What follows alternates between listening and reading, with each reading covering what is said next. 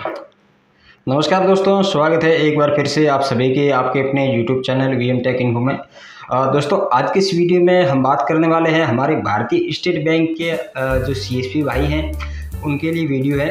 तो दोस्तों, हमारा जो भारतीय स्टेट बैंक का सीएसपी का जो पोर्टल है, जिसके माध्यम से हम ग्राहकों को पैसे निकासी करने का, डिपॉजिट करने की, अकाउंट नया खाता खोल के देने की, आरडी अकाउंट वगैरह जो कुछ सेवाएं हैं जो कि हम कस्टमर तक पहुंचाते हैं, ये सारे काम हम कर रहे हैं। तो इस पोर्टल के अंदर अभी बहुत बड़ी प्रॉब्लमें चल रही हैं। अभी नहीं है, हालांकि मैं 4 साल से जुड़ा हुआ हूं, तब से कभी मैंने नहीं देखा कि किसी महीना भर अच्छी तरीके से एसबीआई का ये सर्वर चला हो। हमें हर महीने हर टाइम हमें कोई न कोई प्रॉब्लम का फेस करनी पड़ रही है। तो दोस्तों, अभी आज की इस वीडियो में जो हम बात करने वाले हैं, जो हमारे कुछ तो सेवाओं के लेके जो टेक्निकल इश्यू आ रहे हैं, एरर आ रहे हैं, उनके बारे में हम चर्चा करेंगे। और साथ ही दोस्तों, जो सर्वर ठीक ढंग से नहीं चल रहा है, तो इस वजह से हमारे ग्राहक कितने परेशान होते हैं, हम कितने परेशान होते हैं, और इस बात को हम हमारे अधिकारीगण तक पहुंचाने की कोशिश करेंगे इस वीडियो के माध्यम से, ताकि वो समझ सके कि हमें किन किन प्रॉब्लम झेलनी पड़ती है। आप सर्वर के अंदर कुछ अच्छे तरीके से उसको अपडेट करो या कुछ ऐसा करो ताकि हम लोगों को सेवा दे जाए। आजकल जो प्राइवेट बैंकें हैं, छोटी मोटी ऐसी बैंकें हैं, उनके सर्वर इतने फास्ट चलते हैं और अपना जो एसबीआई का सर्वर नहीं चल रहा है, तो बहुत बड़ी कमाल की बात है। और साथ ही दोस्तों, एसबीआई ने एक और नया फरमान जारी किया हुआ है कि आप एसबीआई के अलावा अगर कुछ भी एक्टिविटी गतिविधि आप अपने सेवा केंद्र के अंदर कुछ अन्य काम कर लेंगे, यानी कि पैसों के लेन देन को लेकर किसी अन्य पोर्टल का उपयोग कर लेते हो, तो आप पे 20,000 रुपये की पेनल्टी लगाई जाएगी। तो इस विषय पर भी हम चर्चा करेंगे आज की वीडियो में। तो चलिए दोस्तों, शुरू करते हैं। तो दोस्तों, सबसे पहले हमारी जो प्रॉब्लम है वो है नया अकाउंट ओपन करने में। जो दोस्तों, नया अकाउंट जब हम ओपन कर रहे हैं तो उसके अंदर एक हमें एरर आ जाता है। जब ई-केवाईसी से अकाउंट ओपन करते हैं तो उसमें क्या होता है कि दोस्तों, सबसे पहले हम ई-केवाईसी जनरेट कर लेते हैं। ई-केवाईसी जनरेट कर लेने के बाद मोबाइल नंबर डाल के ओटीपी लगा के जो हम वेरीफाई करते हैं, उसके बाद पूरा फॉर्म खुल के हमारे सामने आ जाता है। उसके बाद उस फॉर्म को पूरा फिलअप करने का काम हम करते हैं। वो पूरा करने के बाद हम लास्ट में जब जाके इस फॉर्म को सबमिट करते हैं, तो तब एक वहाँ पर हमें एरर फेच हो जाती है, प्री चेक सर्विस फेल। तो दोस्तों, प्री चेक सर्विस फेल का एरर आने के बाद उस कस्टमर का नहीं तो आप वहाँ पर दूसरी बार ट्राई कर पाओगे, और ना ही उसका अकाउंट कभी सीएसपी पोर्टल पर कहीं पर भी ओपन होगा, और उस कस्टमर को केवल ब्रांच में जाके ही अकाउंट ओपन करवाना पड़ेगा। तो इस तरीके से एक ये बहुत बड़ी समस्या है, क्योंकि ये एरर हमें पूरा हमारी मेहनत होती है, हमारा टाइम लगता है, वो पूरा वेस्ट होने के बाद ये एरर हमें शो हो जाते हैं, प्री चेक सर्विस फेल। उसके बाद हमें ग्राहक को मना करना पड़ता है कि आपका खाता यहाँ नहीं खुलेगा, आपको ब्रांच जाना पड़ता है। तब हमें ग्राहक से ये बातें सुननी पड़ती है कि आपने हमें पहले क्यों नहीं बताया, आपने हमें हमारा टाइम भी खराब कर दिया, 1 घंटे से हम यहाँ वेटिंग कर रहे थे, बैठे थे। ये सारी चीज़ें हमें वहाँ पर सुननी पड़ती हैं। उसके बाद वो कस्टमर हमारे दूसरे 10 कस्टमर को भी जाके ये बोलेगा वहाँ खाता खुलता ही नहीं, आपको जाने दे। तो उस वजह से हमारे जो ग्राहकों का बेस है वो भी कम होता जा रहा है। ये प्रॉब्लम है नए अकाउंट ओपन करने में।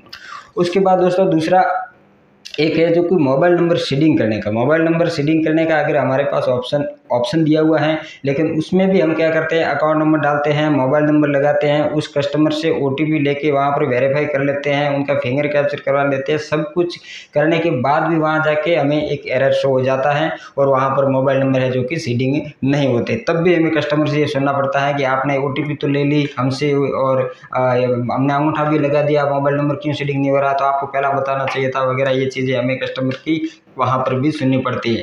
ये चीज़ें हमें नहीं सुननी पड़े, इस वजह से अभी हम वहाँ पर कस्टमर को मना ही कर देते हैं कि आपके मोबाइल नंबर यहाँ सीडिंग नहीं होगी, आप बैंक में जाओ, ये बोल देते हैं। या फिर ई-केवाईसी जो अकाउंट ओपन करते हैं, वहाँ भी हमें इस एरर की डर से हम कस्टमर को बोल देते हैं भैया खाता खुले न खुले, हमारी कोई गारंटी नहीं, ऐसा बोल के भी हमें खाता खोलना पड़ा। तो ये हमारे लिए बहुत ही बड़ी दुविधा है, और हमारे ग्राहकों को अगर हम इस तरीके से बोलेंगे तो ये चीज़ हमारे लिए अच्छी नहीं है। अब दोस्तों, दूसरी बात करते हैं हम अटल पेंशन योजना, जो कि हम ये सारी मशक्कत करने के बाद ही जिन ग्राहकों के खाते खुल जाते हैं लक बाई चांस, उन ग्राहकों की वापस एपीवाई जो अटल पेंशन योजना है सब्सक्राइब करने का भी हमें टारगेट दिया जाता है, पीछे से प्रेशर किया जाता है कि आप एपीवाई करो। हमें ऐसी पूरी लिस्ट भेजी गई है सैचुरेशन डाटा, उनमें से कि आप कस्टमर को फ़ोन करके बुलाओ और उसके बाद आप उसके अटल पेंशन योजना में रजिस्ट्रेशन करो। तो वहाँ पर भी दोस्तों कई बार हम कस्टमर को, कई बार मैंने कई ऐसे कस्टमर जब भी अभी मुझे लिस्ट दी है, उनमें से मैंने उनको फ़ोन करके बेचारों को बुलाया हमारे हमारे सेवा केंद्र पर। वहाँ आने के बाद जब अटल पेंशन योजना के लिए मैं ट्राई किया तो वहाँ पर एक एरर हमें शो हो जाता है, रेफरेंस की नॉट फाउंड। तो इस तरीके से का हमें एक एरर और मिल जाता है और उसका अटल पेंशन योजना भी नहीं होते हैं और वहाँ पर हम वो बेचारे कस्टमर को भी ऐसे ही आना पड़ता है। तो ये चीज़ें हमें जो कुछ इसकी जो एरर है ये हम समय समय पर हमारा जो व्हाट्सएप ग्रुप है SBI का उसके अंदर भी बताते रहते हैं, सभी CSP हैं भेजते रहते हैं, स्क्रीनशॉट वगैरह सब कुछ भेजते हैं और इनका सॉल्यूशन नहीं होता है। हालांकि दोस्तों यह अटल पेंशन योजना का जो प्रॉब्लम है इसका सॉल्यूशन हो चुका है, आज मैंने ट्राई करके देखा है। अभी इसकी अटल पेंशन योजना तो हो रही है, लेकिन दोस्तों अब हमें बड़ी समस्या है ये सर्वर नहीं चलने की। सबसे बड़ी समस्या SBI का सर्वर नहीं चलता है।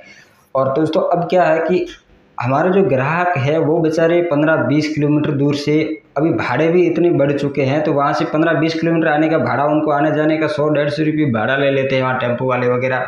और वहाँ से सुबह वो जल्दी उठ के यहाँ बैंकिंग को आते हैं, उनका पैसा विड्रॉल करने वगैरह या खाता खुलवाने की जैसा भी वो यहाँ पहुँचते हैं। यहाँ पहुँचने के बाद उनको यहाँ पर घंटों तक हम बिठा के रखते हैं क्योंकि सर्वर चलता नहीं। अब किसी को अर्जेंट पैसा उठाने है, किसी को हॉस्पिटल जाना है और हमारा सर्वर काम नहीं कर रहा है, जैसे कि सभी CSP भी ग्रुप में बता रहे हैं, मैं खुद यहाँ प्रॉब्लम झेल रहा हूँ कि हमारा सर्वर 1-1 घंटा 2-2 घंटा तक चलता नहीं। स्क्रीन है जो कि पूरी वाइट हो जाते हैं, ब्लैक एंड वाइट पुराने टीवी के जैसे होके पड़ी रहती है, आगे कुछ सिस्टम होता ही नहीं, चलता ही नहीं है। फिर बार बार हम वहाँ पर कुकीज़ फाइलें वगैरह डिलीट करके हमारी माथापंची करने के बाद भी अगर चलता है तो थोड़ी देर बाद तो एक आध कस्टमर का हम लेन देन करते हैं, उसके बाद फिर से वही समस्या हो जाती है। तो हम खुद यहाँ पर परेशान हो चुके हैं, इस तरीके से सर्वर चल रहा है। तो अब बात है कि अब ये कस्टमर बेचारा कोई आया जिसको हॉस्पिटल जाना है, अर्जेंटली उसको पैसे उठाने हैं, हमारे पास आ चुका है, हमारा कस्टमर है, वो कहीं दूसरी जगह नहीं जाता है और केवल वो हमारे ऊपर भरोसा करता है और हमारे पास ही लेन देन करता है। उस कस्टमर को हम बोल देते कि भैया SBI की साइट नहीं चल रहा, आप कहीं और जाके पैसे उठा लो, तब भी वो कस्टमर कहीं और जाने से मना करता है क्योंकि उनका विश्वास है वो हमारे ऊपर है और वो कस्टमर हमारे सिवा कहीं और लेन देन करने के लिए नहीं जाता है। तो ऐसे में दोस्तों अब उस कस्टमर को हॉस्पिटल जाना है, अर्जेंट है, तो हमारी तो सहानुभूति रहेगी ग्राहक के साथ उनकी, उसको हम कैसे भी करके उसको काम करके दे दे। अब SBI का सर्वर चल नहीं रहा है, पैसे उसको उठाने, तब हम क्या करेंगे? हमारे पास दूसरा APS पोर्टल पड़े हैं तो हम उनको निकाल के पैसे उनको क्यों नहीं देंगे? हम दे देंगे। अब ऐसा हम अगर कर लेते हैं किसी इस सिचुएशन में, अगर हमने पैसे उठा के उसको दे दिए तो आप बैंक तो ये गिन लेगी कि आपने दूसरा पोर्टल यूज़ कर दिया, चलो आप ये 20,000 रुपये की, पहले 20,000 तो हमने सर कभी हमारा कमीशन ही नहीं देखा है कि 20,000 हमें कमीशन मिल रहा है।